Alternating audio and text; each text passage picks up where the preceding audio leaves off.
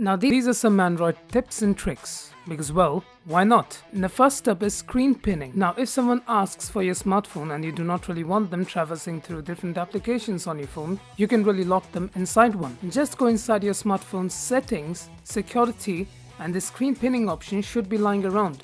Get inside the option, switch on both screen pinning and lock screen after getting out of the screen pinning option. That is helpful. Now when a person asks for your smartphone, you can just open the application they want, go into recent applications and switch on screen pinning for that particular application. They will be locked inside that application and they cannot do anything to escape it. The only option to escape it is by holding the back button and the recent application button, which will lead them to your phone's normal lock screen. Now they will ask you to unlock your phone again and you will know that they were trying to snoop around and who not to give your phone to from the next time. So this trick is kinda nifty. Do you know what else is nifty? Sub to the channel. I mean, please guys, subscribe.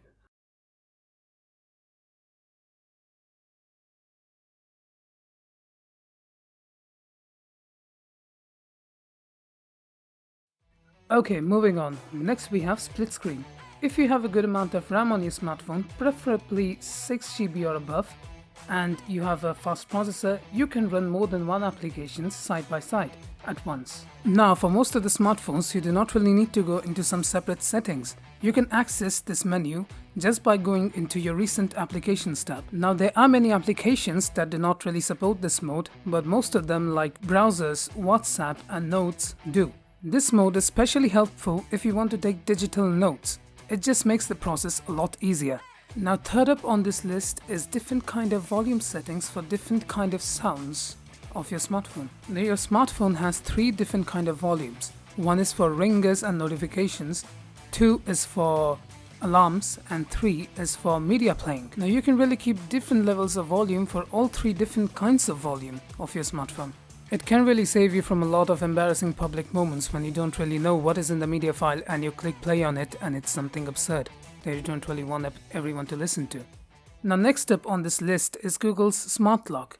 Now this is just like your AI assistant. Either you're going to use it extensively for every single task, or you're just going to ignore it like it does not really exist on your smartphone. Now you can really access this feature on your smartphone's settings, security, and this should be in the middle, lying around. After you open this, you'll be greeted with your lock screen followed by 3 different options. First, if the device is in constant motion, it means it is probably near you and the device is fine. Second, if it is near any trusted places or inside the trusted places, you have synchronized with your Google Map or your Google account. Third is if it is connected to any of your Bluetooth devices, any of the trusted Bluetooth devices to be specific. Now do use this feature with extreme caution. It can be a real security hazard if your smartphone is not locked when it really needs to be locked, because all this smart lock does is to reduce the number of times you have to unlock your phone, so sometimes real simplicity can be extremely hazardous. Now next up is changing the default applications of your Android smartphone.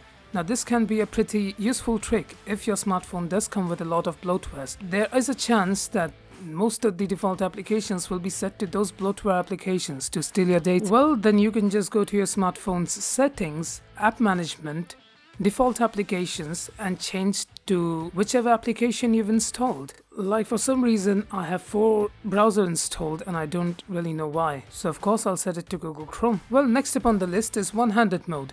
If you have pretty small hands or you're just baffled by the sheer size of the smartphones on the market these days, this is the feature for you. Well, for this you can just go to your smartphone settings, go to accessibility options or convenience tools, whatever it is on your smartphone, and you'll find this option lying around. Switch it on. Now if one of your hands is just busy doing something like carrying groceries and you really don't want to indulge yourself on those phone juggling motions, this is the pretty good option to go. Now next up on the list is develop mode on Android. Now this is where Android really pulls ahead of iOS in giving you device control. The developer options on most of the Android smartphones is normally hidden, but you can really access it easily by going to About Phone, going to the build number of your smartphone, clicking 5 to 6 times. Like it shows here that I'm already a developer because I've already accessed the developer options of my smartphone. Now you can go back, go a little above, access the additional settings, and there it lies. The developer options. Here lies just a plethora of different options and settings you do not really need. to access on your smartphone. Options from limiting the number of background applications to USB debugging. You name it, the place has got it. Now just for an example, you can change the duration of the animation of your smartphone. You can lower it, but if you set it to 0, your entire smartphone will just look like an interactable JPEG. So for the most part, 1.5x is really the way to go. You can even check the accuracy of your screen's touch by switching on the pointer location setting on your developer options. Hey, you can even get a bit naughty and pull pranks on your friends by setting the device's animation duration scale to 10x. They would probably have no idea what happened, they would just think their phone got slower. They would get frustrated and throw their phones onto the wall. Do not do it, not recommended. So well, this is it for today. This is How's the Guy, and I'll catch you on the next one. Have a wonderful day.